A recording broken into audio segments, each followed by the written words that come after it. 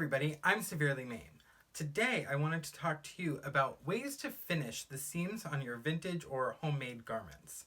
Now I do a lot of reproduction when it comes to my own vintage wearing because I have broad shoulders and I'm a bit larger than the average woman in the 1940s. So I am a long-time seamstress and I figure it's best for me to make things for myself. Now I've gone over a lot of projects with you guys in the past, but I've realized I haven't done a lot on the basics of sewing. I thought it could be helpful to help other people in their sewing journeys by giving some lessons here and there on what I like to do. Now I'm not the be-all end-all of sewing. There are very many people that are much better than I am in the world of sewing. Specifically, follow the Closet Historian here on YouTube if you love vintage sewing. She gives some of the best instructional videos. Love what they do, but I'm not at their level. I am a home seamstress. My grandmothers and mother taught me how to do it. I've been sewing for 20 years, but I haven't been sewing correctly for all 20 years. I think in the last few, I've started to put more of a focus on making things better instead of making things faster. When I was living in New York and I was working in nightlife, I was making costumes for a show and it would be like, oh, I need to wear this for, half an hour tonight on stage. So I'd quickly throw something together. But that doesn't really work when it comes to making garments that you want to use for everyday wear. So today I wanted to specifically talk about how to finish the seams inside of garments that you make. Now, when you're working with any sewing in general, these are good to know. When you find vintage garments, often you'll find garments that have implemented these methods. There's three different ways that I immediately think of when I talk about finishing seams. Now, here I have a modern sewing pattern by Simplicity, and it has a section that's just sewing directions. Now this is one of their vintage reproduction patterns, so it says details from the vintage vault, finishing seams. And it has a diagram of A, B, and C. And then their seam finishes. So A is pink seams.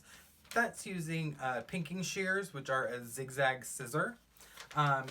B is turning raw edges 1/8 of an inch and stitching that separately. And C is overcasting. So I'm going to show you these three methods. Now this is a modern pattern, but they say it comes from the vintage vaults. I grabbed my 1946 A-line skirt pattern that I worked with in my last video on resizing. I'll put a card to that right here. In this pattern, it does mention cutting with pinking shears. So here in this section of the directions, it goes into how to cut your fabric. And then under that, cutting with pinking shears. Pinking shears may be used for cutting out the garment. This is suitable for most materials such as silks, cottons, woolens, rayons, velvets, etc. Pinking automatically finishes the seam edges, thus saving time. Avoid pinking on loosely woven materials that ravel easily. So, in these directions, it shows that you can cut out your pattern pieces using pinking shears. That's not how I do it, but that is one way. I've seen many people do it that way. I'll show you how I do it. I'm actually going to walk you through all three of the methods I talked about here: pinking, turning under the edges, and overcasting. So I've got these 4 strips of muslin. This is just a basic muslin fabric I use for trying out patterns or use instead of a iron-on interfacing on some things. So I'm going to stitch these all together and then I'm going to show you these 3 different ways of finishing the seams. First, I'm going to sew these up and then we're going to get into the finishing methods. So we've moved on over to my sewing machine. Excuse my mess. There's some remnants of a big project I'm currently working on that you will know more about later. But for now, I'm going to sew these 4 strips of fabric together. Now, I'm using a 5/8 inch seam allowance because most sewing patterns that you'll buy, Butterick, Simplicity, things like that, will have a 5/8 seam allowance. A lot of people, when they make their own patterns, will do 1/2 inch. I'm accustomed to 5/8, so that's what I'm sewing these at. Now, I've gotten my 4 strips pretty much sewn together, and once that's done, I usually walk over to my ironing board, which I don't have an ironing board right now. I'm going to fix that, I promise. Over to my ironing table and grabbing my pinking shears, because the first seam finishing that I'm going to show you is pinked edges. So before I do any pressing on this, I'm going to pink down the seam allowance, cutting both sides at once, and then I'm going to iron it open, nice and flat. And if you were doing this on a curved edge, you'd clip your curves there before you ironed it. But simple as that. It's the easiest method and the one I honestly use the most. Now for these other 2 methods, we're going to have to open up these seams before we do anything on them and iron it nice and flat. So for method 2, what I'm doing is I'm going to fold under the seam allowance onto itself, making a nice clean edge, and press it. Now this takes a little finesse. Also, don't burn yourself like I almost always do. So I'm just folding under this edge. In the directions on my pattern, it says to fold under 1/8. I pretty much half my seam allowance. And then I flip it over to do the other side, and then hit it with the iron, and make sure it's as nice and even as you can get it. This obviously is on the inside of your jacket or skirt or blouse, whatever you're making. So it doesn't have to be perfect, but it should be nice. Now, before I go back to the sewing machine, I'm going to press the 3rd seam open, because all of these should be pressed. You should always press your seams after you've finished sewing or finishing them. So now we're back over to the sewing machine, and we're going to work on that second one that we just folded the edges down on. So I'm putting it into the machine, and I am backstitching and then running a stitch down to secure the part that we had folded under. So this will keep it protected and hidden and less likely to fray. You'll have a really nice clean edge. So you just run a stitch down the seam on both sides. This is also a fairly quick method. It's a little more work than pinking, but it is less work than our last. So I'll show you the close-up in a second. I didn't do a perfect job, but like I said, this is on the inside, and even if you don't do a perfect job, it's better than nothing, because this will add life to your garment. It will add more years that it can be worn, which I find to be important. So there is the finished 1 and 2. And now we're going to move on to the 3rd method. I'm getting out my vintage GoldenEye needles because this one involves hand sewing. I like to use vintage needles when I get a chance. These were actually gifted to me by the owner of a local antique mall. I was buying a vintage lighter, and he saw that I was also looking at the needles and gifted them to me, which was very sweet of him.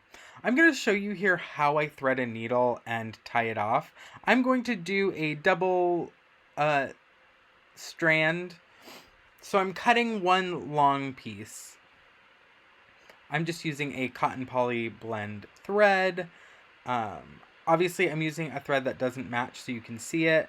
I'm threading my needle. This is very funny to watch because I am truly struggling trying to do this on camera, because usually I pull this kind of closer to my face so I can see it. Now that I wear glasses, it's not as hard, but not extremely easy. The eye of these GoldenEyes are very small.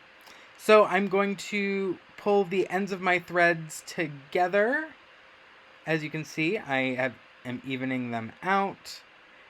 Pardon my nails, I cut them all off the other day. So I'm going to wrap my thread around the needle 4 times. grab all of those wrapped pieces and pull them all the way down to the end to create a knot. Now I'm going to go in and I'm actually trimming up these edges because my fabric was torn instead of cut out into pattern pieces. It was already fraying. So I trimmed off the frayed edge and I start to do a whip stitch around the edges, which is a very simple method, but a bit more time consuming than the other ones.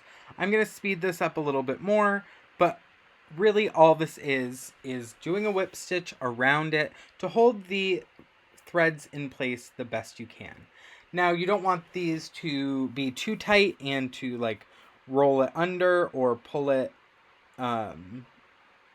because that might create some like bulk or extra like stress on the seam that you can see through the garment. So you just want to keep this nice and flat with your tension not too tight, but making sure to hold in all of the threads of the material.